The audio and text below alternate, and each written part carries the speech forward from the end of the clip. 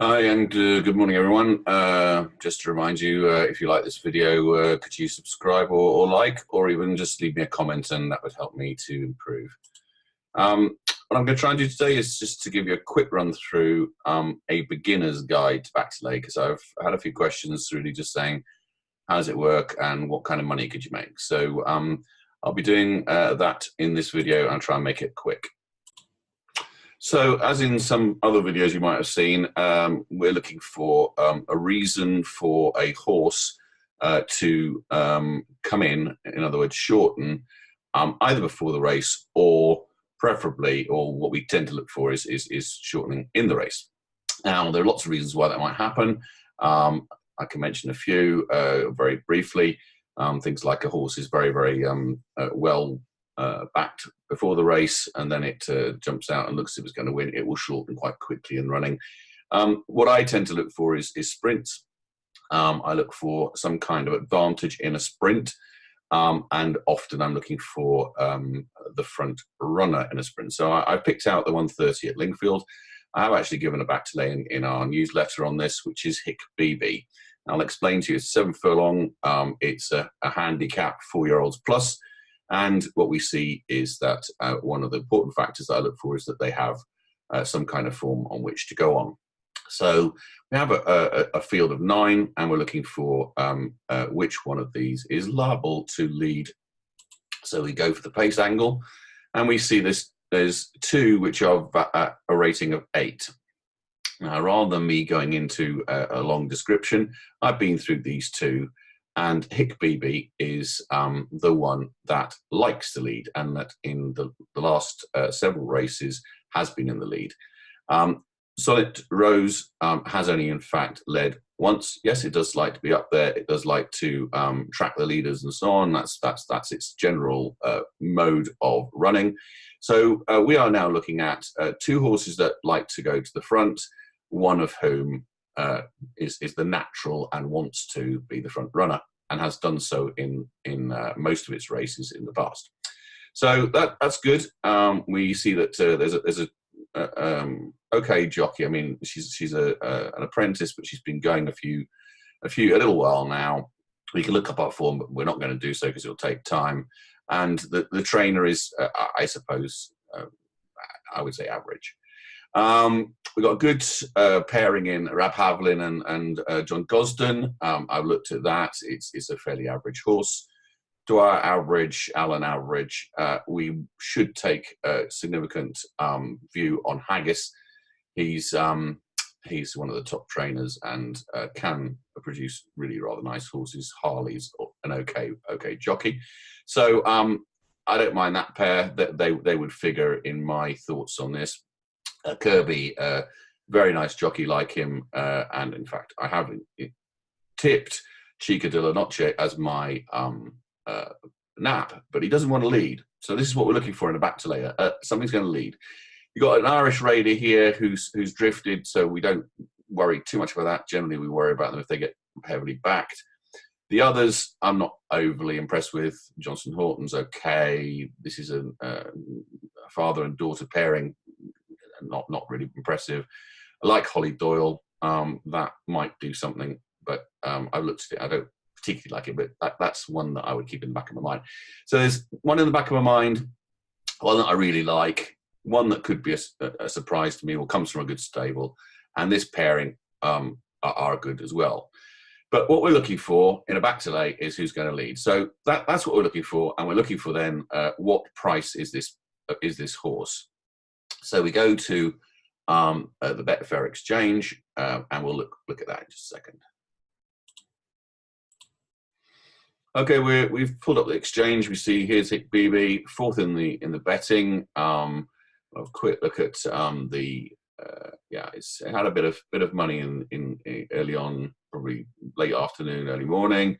Got down to 7.5. Okay, so we can see that there is a floor around about 7.5.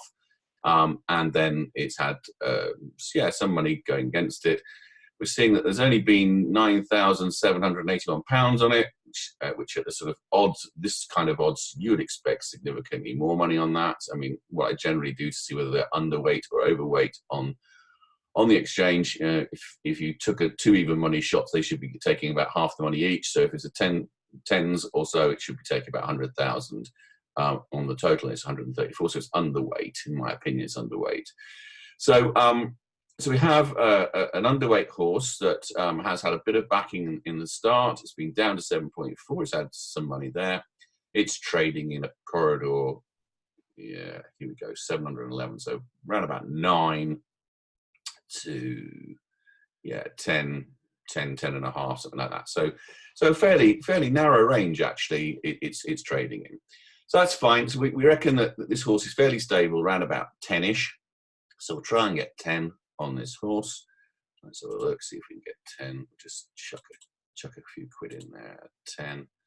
It's gone out to 10, so we'll put a 15 on there. Okay, so that's fine. But I'll show you just something else while we're waiting for the race, because it's 13:22 and this is 13:30. So let's just show you something else that might be of interest. Why do I think the BB is a good back to lay, and why have I put it up? Well, you'll see that well, here's the jockey in question. She's ridden the horse twice, so she knows the horse quite well. And when she's ridden it, we can see that the ISP was 16, the Betfair starting price was 17.6, and the low in running was 1.7. So we can see that this has in running gone down significantly. And at Lingfield over a similar, just slightly further, it went from 24.82 to 1.42, 7.6 to 4.5, 94. So it's 50 to 1 when it won at Chelmsford. It's good odds, isn't it? And then 43.17, 106.6.4, 46.36, 15.12. So we can see that this horse has actually, since it's been out of come into handicapping, which is here, when it's got its first official rating, it's never been in a race where it hasn't at some point or other traded below its Betfair starting price, and in most occasions it's gone down significantly lower. So that's why we're seeing this as being a good back to lay proposition. So now you're asking me, what do you do with a horse that we've identified as a back to lay proposition, and how much money do we make out of it? Well, we have actually just got the 10, and we probably want, if you will give us it, we want an 11 as well. So so let's see if we can get 11 out of it. That would be at the top end of the range of this horse.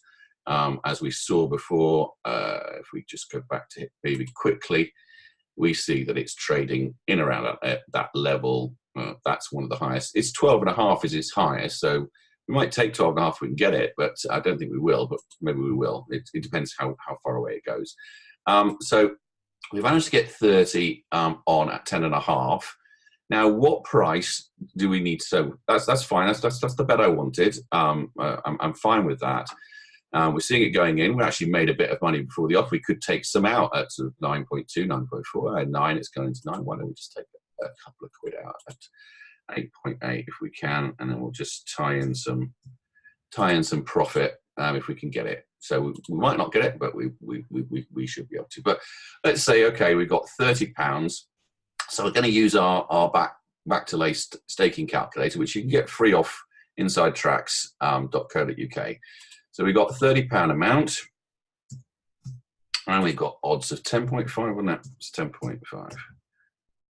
So that's what we've got, the odds, and we want to make, how much do we want to make? Well, we think from the chart that this horse probably can get down to 7.5 without any real problem. So let's just say, okay, here's our profit margin. At the moment, 25% on our money would be 8.4 on the lay odds.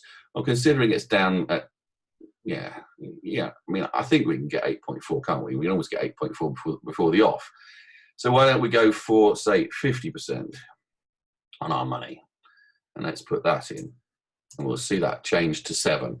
7 is around about, yeah. I mean, I would say it will go down to 7. but maybe we just go 40% then, just so that we don't go down below what it's gone before, and that's 7.5. So we can make on our £30 bet amount, we can make £12 profit if this horse does go out in front. I'm pretty sure that we can make 7.5 on in the race. So that's what I'm going to do. I'm going to get rid of this because that's just basically confusing you and me, and we'll just keep it to the simple thing that I've got £30 at 10.5, and I think this horse will run well, and we'll get down to 7.5 in the running. So let's put 7.5 on, 7.5, and it's going to go 7.6, so cancel. Yeah, that's fine. And then we'll do £42, 277.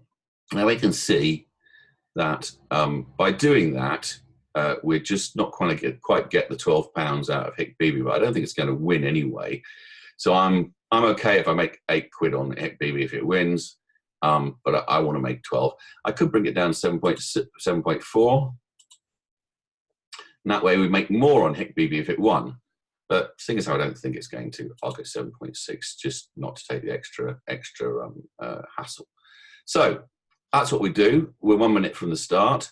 We place that bet, and very importantly, we keep that bet. Yeah, so we keep it. So when it goes in running, as soon as it goes in running, we'll see whether it goes down to 7.